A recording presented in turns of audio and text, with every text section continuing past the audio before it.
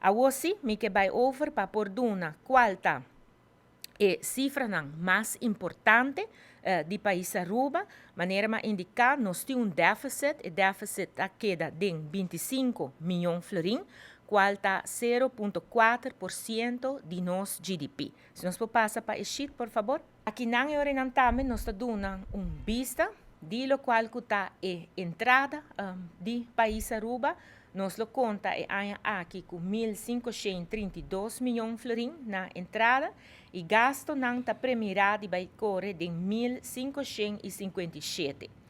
Importante para indicar também botar gasto não desde personal vai na 459 milhões de florim. Também tem 217 milhões para o qual está gasto de serviço e produto, 250 milhões para o qual nós vai pagar na interesse para o débito que o acumular.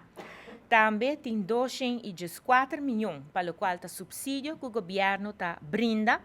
E também tem o qual está virando na entrada, botawaco tem 468 milhões de florim na imposto direto.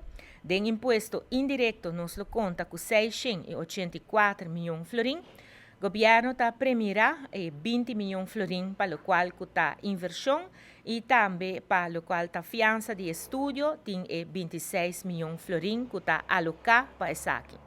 A necessidade financeira para o ano que está bem, está 1.414 milhões de florim. E aqui nós estamos tendo conta também com o qual está o débito que nós acumulamos no último tempo aqui.